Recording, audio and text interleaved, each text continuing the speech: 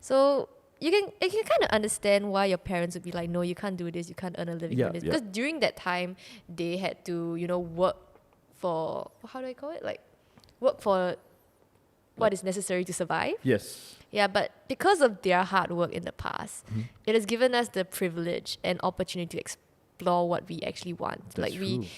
They gave us like a home, the food, and I don't know, just the ability to explore our options. Yeah, without thinking of where's the next meal coming from. Yeah, that was something they didn't have in the past. So I think that is a reason why like content creation and YouTube blew up in this era. Also, of course, like the digital age and stuff lah. But more so is because there's so much more opportunities now for youngsters, anyone with a phone. Yes, you can just exactly. create anything you want, and that is anything is content these days, right? But That's true. Welcome to Talk Some More, the video podcast dedicated to featuring young creators, entrepreneurs, and ordinary people with extraordinary stories. This show is distributed on YouTube, Spotify, and iTunes, so feel free to follow us for the latest episodes. My guests today are Celine and Julian, the founders and creator of MiniMoochi, a light-hearted and fun comedy YouTube channel that has earned the loyalty of over 250,000 subscribers. In this episode, we talk about what it takes to make YouTube a business, the challenges and sacrifice that comes with it, as well as how each of them left a promising career to pursue the risky and uncharted path of being full-time creators and YouTubers. Ladies and gentlemen, Celine and Julian, let's talk some more. Thanks guys for coming on the show today. It's the first podcast of 2021. Hurrah! And congratulations on your new studio. Thank Looks you. amazing. When do you guys move in? Officially like the end of February. February. It was a very rushed period of just one day moving everything out of our house and into this place. So you've moved everyone out, including the dog, yeah? Oh yeah, she's making herself very comfortable. Well, yeah, I mean, and also you guys have just passed 250,000 subscribers, right? Oh yeah, we Just did. only, yeah. 250,000, I think a few days ago. So congratulations on that. I think you guys are one of the biggest. It should be the biggest like self-made, self-running channels in Singapore. Have you guys checked? Really? Really? I don't know. That is exactly this our is based reaction on now. my own just searching and stuff like that. I think our Singapore audience is actually surprisingly small. So Is it yeah, so like majority of our audience actually isn't Singaporean. It's like US? a mixture like US, Philippines, Indonesia, Malaysia. Singapore is there like the top 5, but it's not like the largest. Oh, it's majority. not the largest. Yeah, so maybe you wouldn't count like as a Singapore creator. That's why we're not Oh. really that. How to say well known in Singapore? Well, most talked about in Singapore. Yeah, most talked about Yeah, in yeah, Singapore. okay. Yeah. Oh, that's a bit surprising because most of your content is sort of catered towards the Singaporean audience, right? Yeah, I know, Like right? the whole Asian mom, the schools and lessons you learn in life, things like that. Wow, that's interesting actually. But it is growing lah. Because It's now growing we're more in like Singapore? now we're trying to grow more. We're trying to be more touching more of our Singaporean roots. Okay, okay. So we do see like the Singapore audience growing. That's So, great. yeah. Yeah.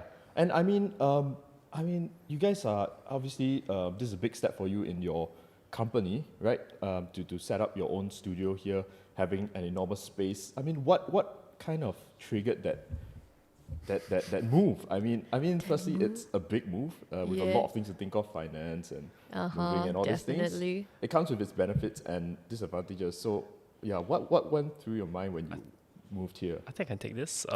In one word, desperation. Oh, really? We were forced to How so? move. You thought we had a choice? Oh shit! Okay, I hit a nerve, I guess. I guess- Julian, you yeah. say? I mean, throughout our time together, we had a lot of assets and things we could use, but naturally some things expire, things will move on, and we were lucky enough to have a place previously, but that place had to go, and so we were forced to find a new place. Ah, okay. Basically, we were evicted. But I mean, that's how some things progress, isn't it? When time is up, and then you have to move on to the next big thing, whether you want to or not. But Yeah. I guess it's a sort of external pressure and things like that. But Yeah, it's like you're forced to evolve, right? Yeah. You can't stay stagnant at the same phase forever. going back to the start, how did MiniMoochi start? I understand that you guys started it as a a way like how most YouTubers do it. You just want to make videos and put it on. But the whole brand of MiniMoochi and the sort of the direction of your videos, you know, like you guys do mostly comedy sketches and also some listicles and life, mostly from your own life, I guess. So how did that all evolve from starting a random YouTube video and then moving on to, you know, finding your niche? Finding our niche? We have a niche? We have a niche? Sort of. I mean, people know what to expect when they Until go to now- your channel. Really? Until now, I don't even know what I'm expected Would to you, put up. do you have a label for it then? I don't. You know, when people ask me, so what content do you make? And I'm just like, I don't know. Like how do I describe it? Well, I scream at potatoes. I sometimes sing. I sometimes fry an egg in the sun. Oh, the egg thing. Yeah, I remember that very vividly. So I guess you could say I do lifestyle. That is pretty much lifestyle. But How many like- potatoes were hurt in the making of? Oh, too many. You don't want to know. So does like Julian like go out and buy like a sack of potatoes? Is one sack enough? Most of the time it isn't. Oh my Yeah. goodness! All right. Like, I think with the amount of potatoes that we've gone through, I can actually make like a whole sculpture. Maybe that should be our next video, making a sculpture Oh of my the gosh. potatoes. Yeah. Do you guys eat it in the end? Yeah, Most some of of the them time we yes. did. Like cook it first or just raw? So we You can't eat- we peel off the skin because you always draw like markings on the Yeah, potatoes, right? yeah. So we peel off the skin and then we cook it. So French fries or just kantang ah. Really, whatever we can. yeah. Look at Sean's face. I'm like really wondering. Okay. So that's good. I mean, like, there's no waste in your props. But yeah. I mean, really, you don't know your niche. I think you know. You just don't have a word for it. Well, some of my friends describe it as chaotic energy. Would you say that's a good term for Well, it? organized chaos. I think it's quite organized. chaos? Yeah. I think with a team like yours, you have some kind of organization, right? Well, that's what we like to pretend that we do lah. You do lah. You do lah. Okay, so and- but going back to your main question, because you want to know like how everything yes, yeah. came How did the about, whole yeah. thing start? So me and Julian, we've always been in the science route of things. Like growing up through JC, through secondary, we always did well in science, like biology, physics. So She and was that's the because- top in level for biology at some point. Wow. The whole of junior college, top. Top. Number one. Yeah. Yeah, So just a yeah. Some waters. I've never really thought about going into the arts. I mean, I do love art. Like I've always liked doing it as a hobby and stuff. But the art stream, like history, theatre, all that kind of thing, mostly because, you know, Asian parents, they're just like, oh, you can't do well in arts. How are you going to grade you for it? It's so object. It's so, like, They have a subjective, set you mind know? on what things can be quantified. Yeah, exactly. Creativity can't really be quantified. You know, it's a fluid thing. Yeah, so they're like, just go for science. At least like you know, photosynthesis equals +1. There's good, no one there's mark, no you know? maybe answer. It's right or Exactly. wrong. Everything is just black and white. So growing up, I was just like, fine. If I just did the best I could in school, like get all straight A's and stuff, I'm sure I would have the most options in life, right? Like supposedly that was how Should I open thought. more doors, right? Yeah, exactly. Like all the doors would be open for me if I did the best I could. Yeah. That was the mindset, and I think that's the thinking a lot of kids have That's now true. as well, Yep. right? And then it came to choosing my university degree lah, and I was just like, hold up. So I've been doing science all my life, so it would make sense to go into something, to have a career in science, Yep. right? It doesn't matter what I like. I can't do anything else now because I've never done arts. I've Yep, never okay, done okay. theatre, so I did science. Sort of a chosen route for Yeah, you. so I went to pharmacy. Mhm. Sorry to all pharmacy students out there, but come on, guys. It is tough. It is boring. There's no structure in like the naming of drugs and how they come about and stuff. Very, very tough course. Definitely need some sort of calling in it in Yeah, order yeah. to do it. A very strong passion in drugs. Drug dealer. Drug Yes. dealers. Exactly. So I think like it hit me when I was sitting in the lecture theatre. I was just like, is this what I'm gonna do all my life? Like looking at paracetamol, azomatostate, I can't remember, Zyrtec, whatever. And I was just like, I don't want that. Okay. I just don't want that. I can't imagine staying in the pharmacy booth and someone just coming up to me asking, where's the toothpaste? Oh you no. know? I mean, that is what happens, right? Okay. Supposedly, that is one complaint. I thought a it lot would be of more pharmacy like has. research, like in the background, making medicine. Well, that is the more glamorous side of things if okay. you can actually make it there. So that's what I choose to see, but Yeah. it's very eye-opening. Okay. Yeah, so I remember going up to my parents and telling them like I really don't want this life. Mm-hmm. Like can I take a gap year? Like I don't want to do pharmacy. I need to figure out what I want. Yep. And my parents specifically said, again, strict Asian household, they were just like, if you know that you can't escape from this, don't even think about it. Just accept it. And then you won't be depressed. You just move on and accept your fate. I can see where they're coming from. Yeah. Yeah, so that made me feel very trapped. And I cried the whole night. This was the same day in the lecture theatre. Yeah. Very quick, okay. Yeah. I mean, it was definitely a like build up of things lah. There was like 1.5 year in pharmacy already. It wasn't like straight in pharmacy then poof, I wanna get out. It was Okay. like a slow build up of things. Afterwards, I just took the gap year anyway. Yeah, I think it wasn't very common back then for people to take gap years, right? I think it's it a lot more was- common now. I've only heard about it when I went to Australia. I was like, Mm. what's a gap year? You got so much time. Because guys, we have to go army, right? Like, Right. no time really, like everything fast paced. So how did that gap year kind of help you with your next move then? So my thinking was, I have no experience in theatre, acting at all, production, even though I really like it. Mhm. Like I love theatre, I love acting. So my thinking was, in this 1 year, I just got to build up that skill set. Yep. Yeah, I went for classes. I went to do research. I went with what is it called, masterclass, all that kind of thing. And YouTube just seemed like the perfect platform to practice those skills. That's true. right. Like acting, production, script writing, editing, That's all true. that. Because you kind of need a platform to put the results there. If not, it's just doing it on your I mean, own. theory is theory, but you still need action, Yeah. right?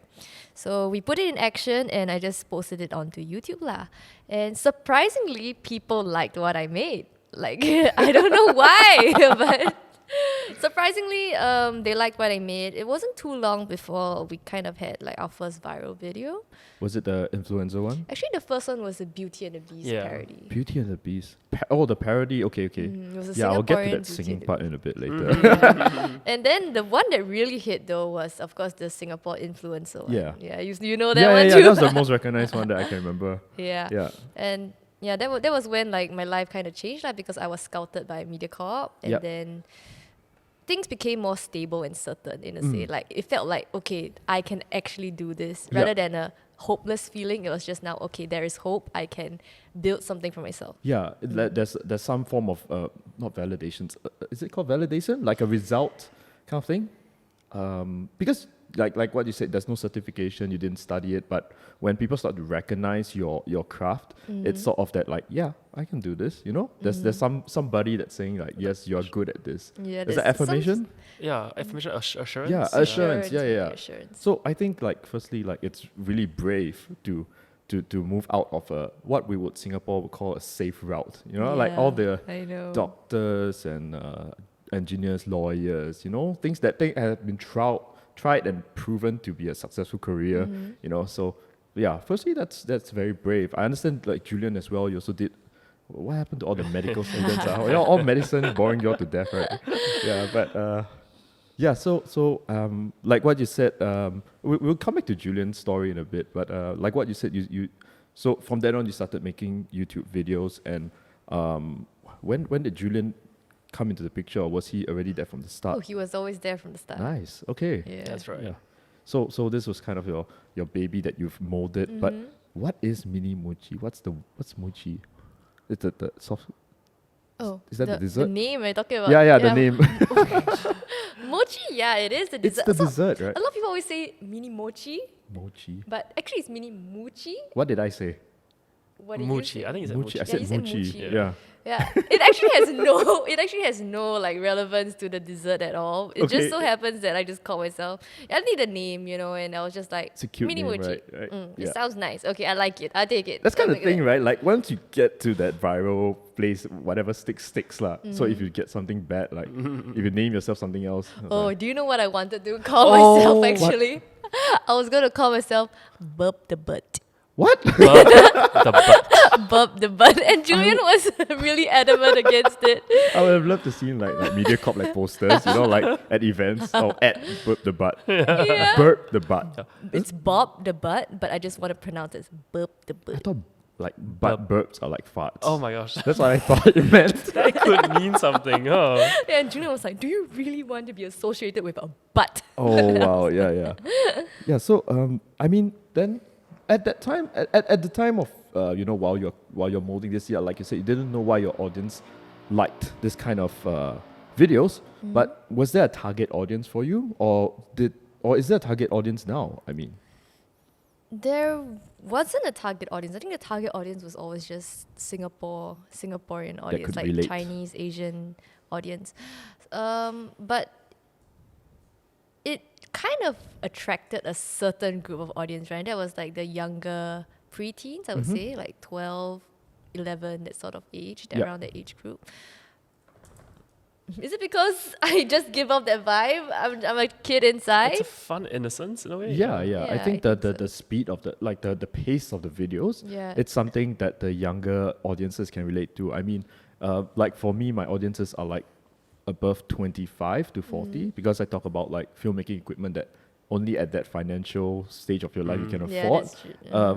And also the pace of my videos are a bit different, not as energetic. So the younger audience will be like, nah, it's not Yeah, enough. ours is very fast. It's just Yeah, like, bam, and, bam, yeah, bam. and I mean, how do you guys find the energy to do that? Like, Oh, we drink like Red Bull every day. You should check our fridge. my gosh, is that a Red Bull fridge?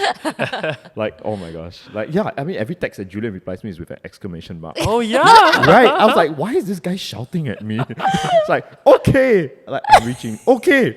Like mine has like no emoji, like just like Julian, turn right or left. Like, Oh, really? yeah. I'll show you later. It's like all exclamation marks. Yeah. So yeah. I mean like I said, it was like very brave of you. Same for you, coming from a medical route, and then choosing to, I wouldn't say abandon, but to take a different path. I think both of you guys have already made like very heartfelt videos about this topic, but you guys did it in a very cute way, lah, right? Not the sad crying way, yeah. But if you guys my camera, if you guys want to check it out, you guys can go to your channels. But maybe just sum it up for us, for those of them who don't know the story. How this timeline? Who realized what first? Oh, I was always the one who knew that I wanted to be in media. Yeah.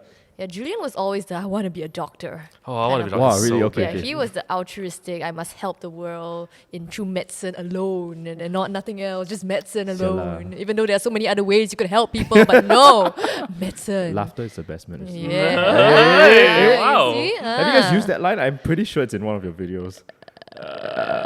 Probably not. But I Yeah. do say that humor is my armor. Yeah. You know? Nice.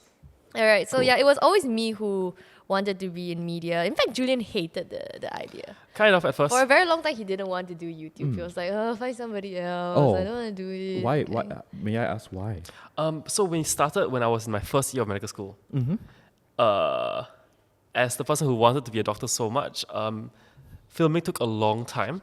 Each video would take maybe between 1 to 3 to 1 week to film, non-stop. And so, yeah, it was opportunity cost from studying medicine. So I Yeah. could start to see myself getting worse and worse in my knowledge, and like, damn it, it was hard. Yeah. Yeah, I mean it's not like a one day thing for videos, right? Yeah. We all know that it takes a couple of days, reshoots if you must. So yeah, definitely understand the crunch of a professional line. Like yeah, myself I study architecture, so I know like in the professional line especially it's so delicate, you can go off track so easily. So in that sense, what made you sort of commit to this? Because like I said, it's a bold and brave move, but there had to be something that kind of triggered it, right? I guess so. I guess it was love. Love for media? An eventual love for media. Love for me? Yeah. Fishing for that quote so you can clip it. Yeah, but yeah, I mean, would you ever consider? Okay, at the point of time, did you see, or should I ask more of the future of the channel? a bit speeding through my topics, but what do you see the future for the channel or the production company is? Do you guys, besides building your own content, do you see yourself doing outside content like production, or would you rather keep it your own personal thing? I think for me, I see it more as a personal thing. I think for myself, I see it more as a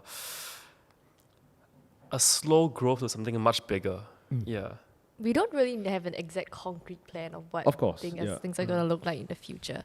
But if you're asking like whether we're going to go into like filmmaking, short films, all that sort of thing, I wouldn't deny that possibility. But as of right now, I kind of prefer keeping things like me and my community kind of like personal. You know, because once you go into those are more like, I would say it's more commercial-ish. More like, public, not public. Yeah, yeah, like how do I say? It's not as personal. external, more external influences. What would you call it? Okay, I lost my train of thought. Yeah, I don't know. That's But why I can only describe external it as like, forces that might sort of impact the way you do things. I guess. Yeah. So keeping it personal feels more close to the community I'm with right now and the community I've built. So it's something I want to work. Of course, I'll grow, and I believe my community will grow with me, and maybe it'll grow like with me as well as grow bigger lah. Yep. All right. So the next question I kind of want to ask is this whole business of yours, right? Growing this business, it's sort of an uncharted territory, especially now. I mean, now it's not, because we have you guys, right? If anyone wants to kind of do, we have like, NOC, you guys, we have smaller channels and bigger channels, but YouTube kind of grew in our era. So like as Singaporeans, content creators wasn't really a thing in the early 2000s, the 90s or the early 2000s. So how was it like sort of charting this path when nobody has ever done it before? Like there wasn't any lessons, not like, pharmacy, you study this, you get this. You get this pay, you have job security, you can last maybe until you're 60, 70 and retire. So how was it like? What's the experience? To be a trailblazer? Yes, that's the word. That's the word. Scary? Of course it is scary if it's uncertain. But you feel so proud to have something you can call your own. Yes. Yeah, like all the content you make, this is purely your own. And going back to the point of how, this grew in our era, changed a lot, in the past 30, 50 years. So you can kind of understand why your parents would be like, no, you can't do this, you can't earn a living from this. Because during that time, they had to, work for, how do I call it? Like, work for what is necessary to survive. Yes. Yeah, but because of their hard work in the past, it has given us the privilege and opportunity to explore what we actually want. That's true. They gave us like a home, food, and I don't know, just the ability to explore our options. Yeah, without thinking of where's the next meal coming from. Yeah, that was something they didn't have in the past. So I think that is a reason why like content creation and YouTube blew up in this era. Also, of course, like the digital age and stuff lah. But more so is because just so much more opportunities now for youngsters, anyone with a phone. Yes, you can just exactly. create anything you want, and that is, anything is content these days, right? But that's true. Yeah, and you don't need like massive studios or big equipment to do anything exactly. now. Like the barriers of entry now have fallen to just a phone. Which is kind of great, isn't it? Like people can focus more on what they're making instead of, having these barriers. Having, you need to study film, you need to go to acting school or anything. Yeah, you gotta like create like, you gotta win some short film award in order to like be a good like director. Go for so many castings or something like that. But now it's like, we find so many hidden talents out there. But coming back to sort of the business, like trailblazing this, it has to put on quite a bit of stress personally, because you guys are on camera as well as behind doing the business as well. So how has it been to, how do you guys manage this stress, both the good and the bad of the business, You can take it. Right. Yeah, so Julian. We work quite closely as a team. Celine does the creative side, and I do the strategic organizational production side. Yeah. So I guess I realized as I was going through medicine that entrepreneurship is a huge interest of mine as well. Okay.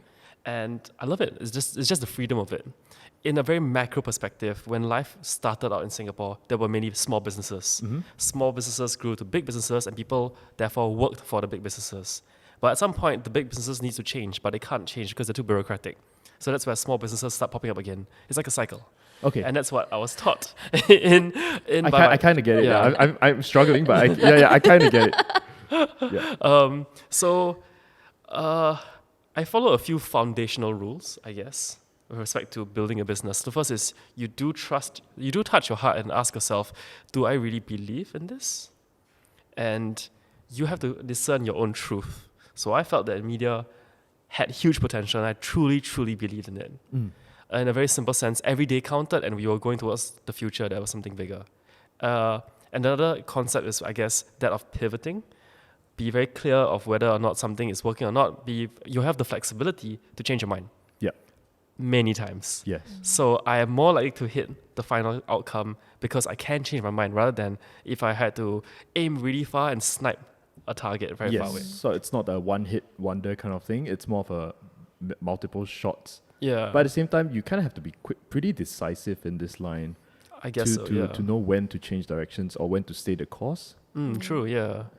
So kind of like driving, when you press the pedal and move, make some mistakes sometimes, people horn at you, but you're generally okay as long as you don't make too big a mistake. So to recap again the question, Celine does the creative, I do the organizational, and based off the experiences I had in the past, I realized that many paths in life are all parallels. So even though I studied medicine and I did a lot of leadership stuff, those could easily be translated over definitely, to yes. entrepreneurship. Yeah, I mean, I'm a big believer that, like what you said, academics, anything you study or anything in life should open more doors instead of close it. You know, like even if you study to become a doctor, it should open more doors for you rather than a single door for you to go through.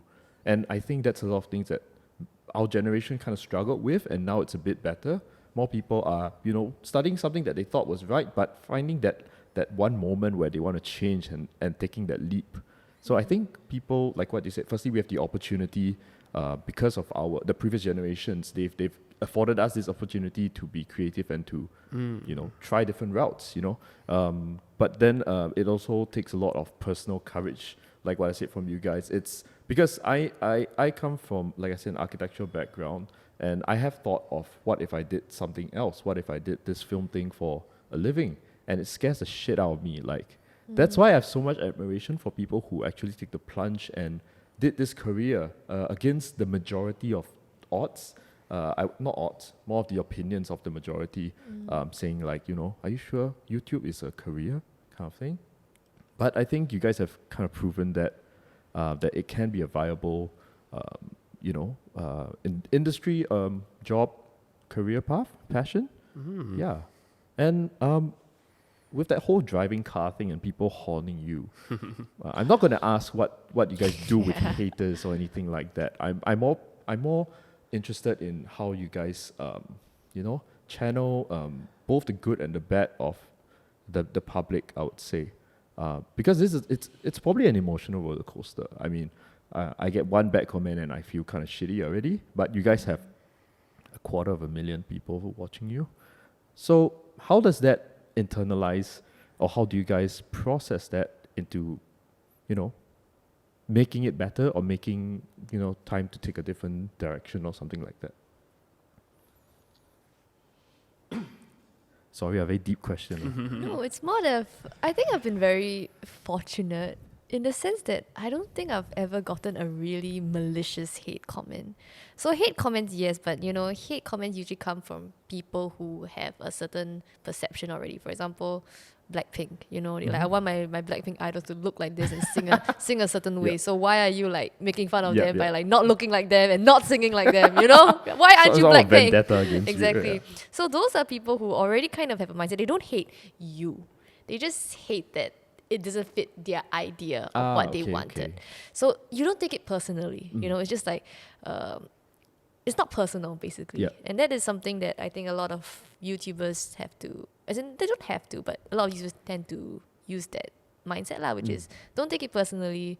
It's not really about you. Yeah. Yeah, it's more of they have an idea. And also, haters gotta hate, right? That's true. The haters gotta hate. All the Sometimes they energy's just gotta hate go for somewhere. no reason. Like Yeah, there's yeah. literally no reason. They just It's so easy to want hate. a target to hate, and that target happens usually to be a public figure, because public figures look like they have everything, you know, they have Yeah, right. They have it money, better they in have life. They everything. need to So like okay lah, I kick need to them down channel a my bit. hate somewhere. I channel to someone who probably won't notice my hate comment anyway. Yeah, yeah. Right? Usually hate comments, I think the ones that really affect you the most is when it comes from somebody in your life. Mm. Do you know what I mean? Like Yes. your friend Because or you your care about what relative. they think. Yeah, Yeah. exactly. So a stranger on the internet, it's not personal. Haters gotta hate. But then when it's someone close to you, like your friend from secondary school, it's like, hey, what are you doing? Why? I disagree with your opinion. You Ah. shouldn't say that kind of thing. I'm like, okay. Ouch. Yeah, like, yeah, and Stings a bit more. yeah, it Yeah. does, right? Because these are people that you kind of grew up with, and then they have this idea of you now, and you hear it from them personally, and you take it personally this time. That's because true. It because is they're personal. personal It now. is Now it's personal. personal. There's a Yeah. relationship there, yeah. How do I get over it? Everyone has different opinions, I guess. It's apples and oranges. Some people don't agree with what you do, and some people are never gonna accept that you do what you do. That's true. Yeah, and you just gotta move forward, lor. I think it's Forward. easier said than done. Like personally, I would proudly say, like just say out loud that it doesn't affect me. But I think you guys have done this a lot longer and sort of molded your mind a bit more to Like we numb ourselves already. somewhat like numb, build our but, armor and sort of the wall. maturity of Uh-huh. it, I would say the maturity of these external forces that's coming in. How do you deal with hate comments, Julian? So our fan base is called Moochies, for the second half of your name. And well, we are very lucky because they are the Yeah, they're actually sweetest. very nice. Like I barely get hate comments. Wow. And if I do, Correct. it's never personal. Like I don't like you because of you. It's because I don't like the idea. lah, Okay, like, okay, you did okay. something. Yeah. Just the That's why video it's- didn't fit them that well. So many times I see people maybe saying something that could be taken the wrong way. And then they apologize, and then it suddenly becomes like a wholesome comment section. That's like, oh, I'm sorry. Oh, I didn't mean that. Oh, I didn't realize that. Okay, sorry. Yeah, sorry. I mean, because words can be twisted so easily, especially Yeah. like without Yeah. any tone or anything like that. This is a question for both the production side and the creative side. Maybe you guys can give both your feedback. What's one of the most, I would say, firstly, the most difficult project you've undertaken? And yeah, I feel like saying the Beauty and the Beast video was Oh. the hardest for me. Oh, one of the very early stages. Yes, correct. Why? It took about 4 to 5 days to film it. Audio quality was really bad, so we had to take the same scene many times. okay. One of the nights, I decided to go for a half a marathon run. Ooh. The next morning, I was like, Celine, I'm a bit tired. And Celine's like, what? And I was like, oh shit, I gotta continue. And we were using a glide cam then. Yeah. I was not familiar with the glide cam, so I made a lot of mistakes with it. I think we took 35 to 50 takes to do the same motion over and over Oh, with my gosh. legs half bent. Yeah. Oh no, that's after the half marathon. Yes, Yeah. Oh no. So the early stages were really, really, really difficult. At least for me. Yeah, I mean, that's the technicalities of it, right? I mean, like, glide cam for anyone is difficult, but half marathon is a bit crazy. I've only done it once in my life, and like, I don't want to ever feel that pain again. Right. Yeah. I mean, Yeah. creatively, No, going back to the Beauty Oh, yeah, and the yeah. Beast video, right? Now that I think about it, I remember because at the time we didn't really know how to use audio softwares and stuff because we make a lot of parodies now, right? Yeah. We have to sing, we have to edit the Yes. the vocals and all that. And at the time we didn't know how. In fact, what did we use? We used Audacity. Yeah, Do you know yeah. Audacity? yes. I mean, Audacity is a free software, right? Yeah, we used Audacity to try to create a studio recording. Oh my gosh. It's So that means possible. like what layering and everything on top. Do y'all Oh, do?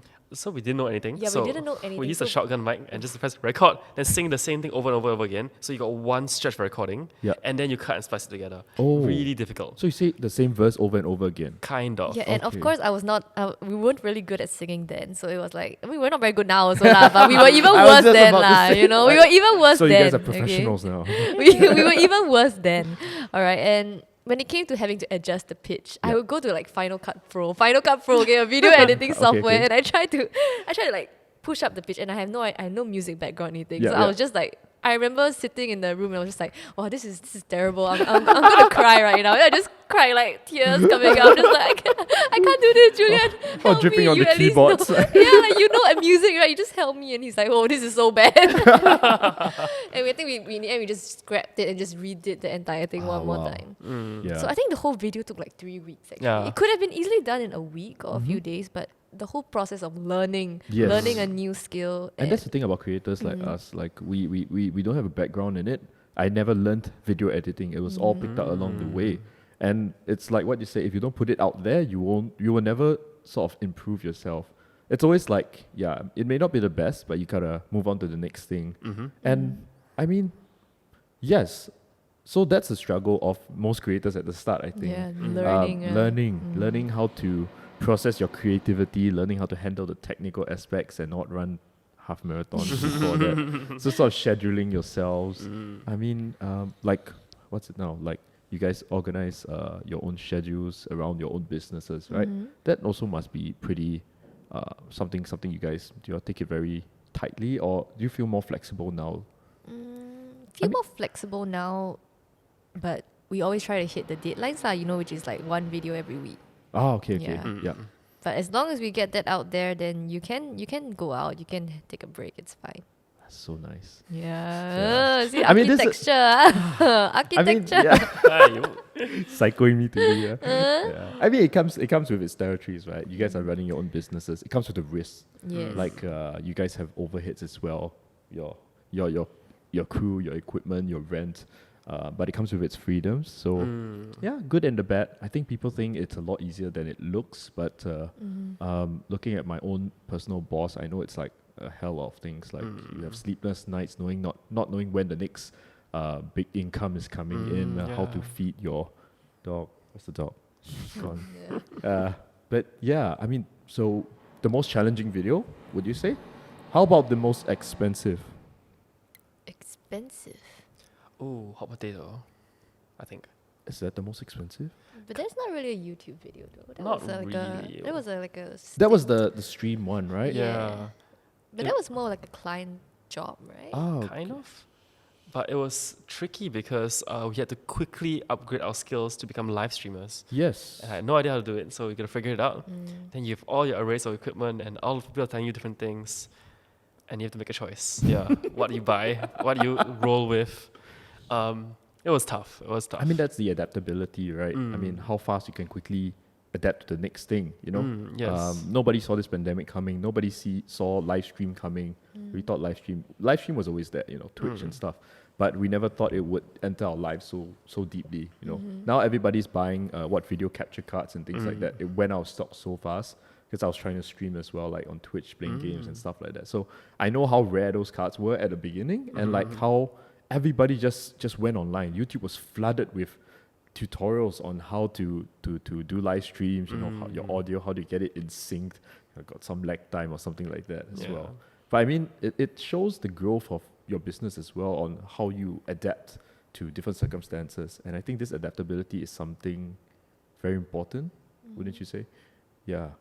So most expensive or most expensive video? I'll still say it's that because it required new The equipment upgrading of things. and lots of mistakes. Okay. Because I think like when I set it up, Yeah. it didn't work. I'm like, oh, I'm missing something, so I go and buy it. I come back, oh, I'm missing something again. Back and forth, I think 8 times. Yeah. 8 times, I and the remember budget that. was triple by the end of everything. Oh my gosh. Yeah. Wow, okay. So do you see, is that still a continuing thing? Hot potato. Not at the moment, but we are using like the live stream capabilities for other things. Right, Like we're yeah. thinking of going to streaming as well, just for the fun of Yeah, it. yeah. Like Yeah. RL streaming and stuff. Seems like a pretty cool thing to try. Yeah. All right, awesome. I have a comment about the haters thing. Yeah, hey, go ahead. So, there's this book by Hannah Arendt called Totalitarianism. So it was talking about how it was possible for a country to hate the Jews. Yeah. How's that like feasibly possible if the whole country is intelligent, filled with Different diverse mindsets views? and everything. How could they still unite? Correct. And similar for hating as well. And there was a very fundamental concept that was brought about. It was that of unfairness.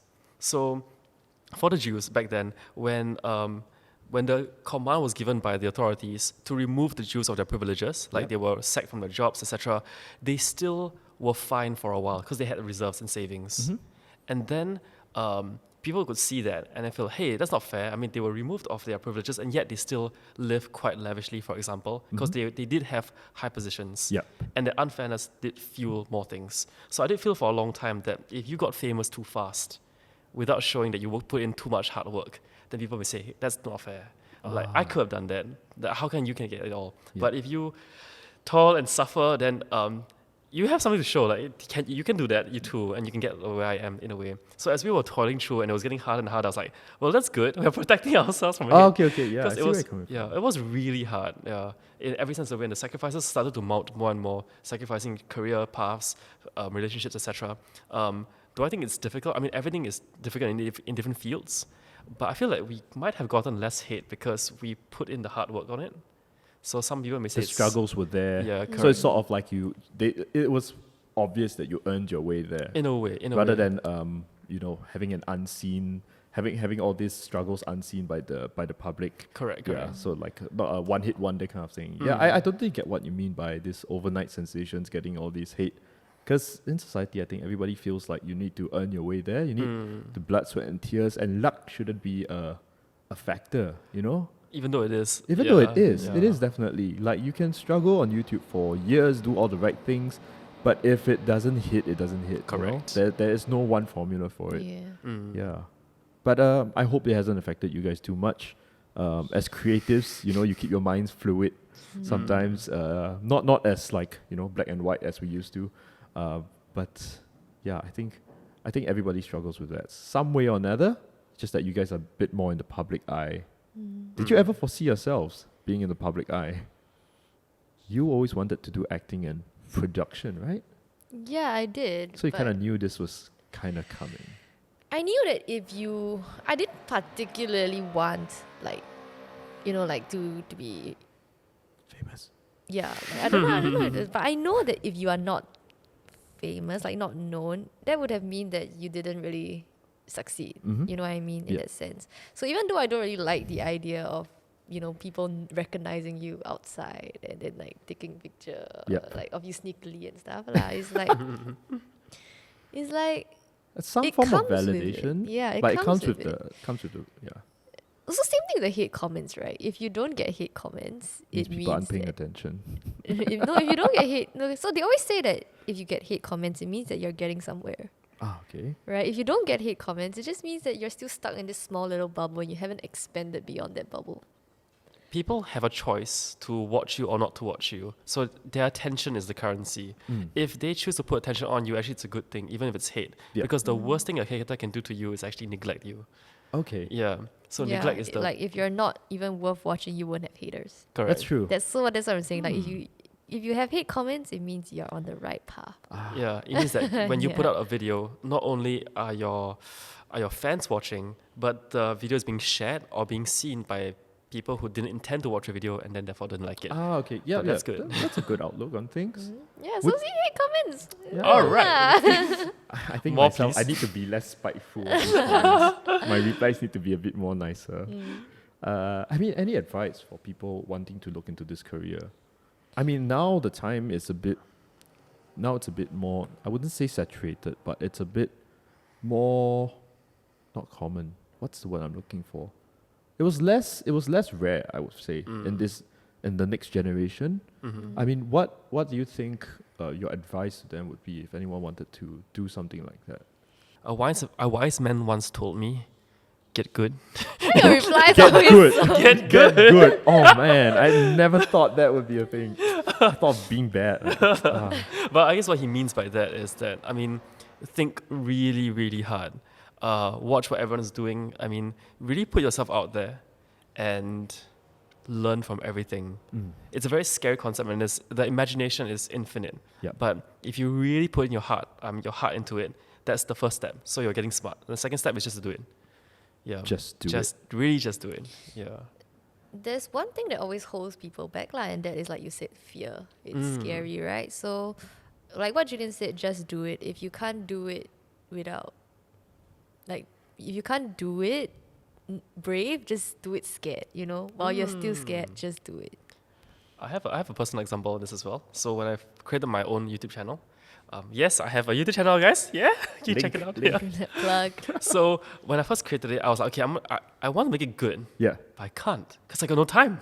I had to make MiniMoochi videos and I do other things as well, balancing everything. So I decided I was never going to do it actually. And then I should just try and make it into an experimental ground. So I experimented, and we did well for the first 2 videos, Yep. better than I thought. And then the 3rd video came, and then I felt, I hate it. I kind of hate it because it's not representative of what I think I can do. But like you mentioned, you just kind of have to move on to the next project. So with like courage, I just like, let's just put out another video and another video and another video because I have to keep moving. Yeah, definitely. I mean, that's the same for anything in life, I guess. You never kind of get. It's not a progressive thing. Like progress isn't a steady line. Yeah. There's dips and falls and things like that. But you will never reach the next peak if you don't move, right? So, yeah, I think very valuable insights. I mean, any messages for your young audiences out there? Stay in school. Don't do drugs. Get good.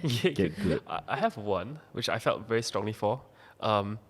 It was a poem. It was called "The Prophet" The Prophet. by Khalil Gibran, if I'm not wrong.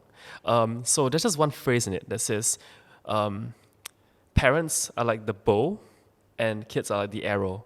And when the bow pulls and the arrow gets releases, even though the bow wants to follow where the arrow goes, it can never go because we live in a different world." Yes. So likewise to all the viewers out there, you live in a different world from even us and from our parents. That's true. So think big. That's true.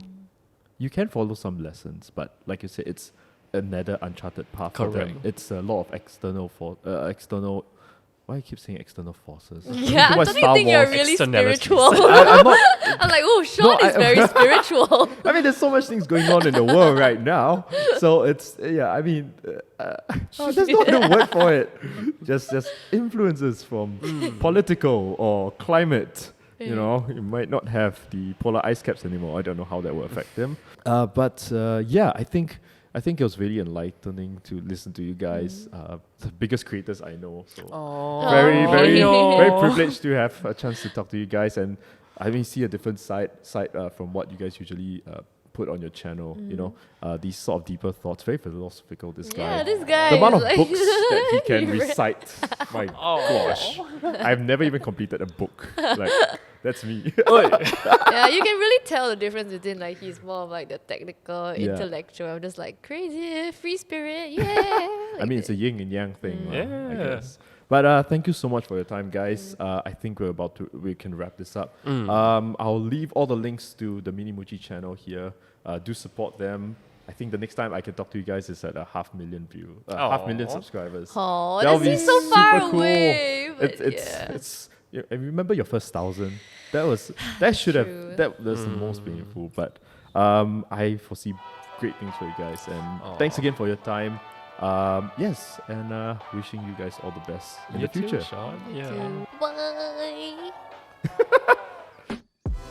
Hey guys, thanks for watching this episode of Talk Some More. If you've enjoyed this episode, do give it a thumbs up or a like depending on which platform you're on.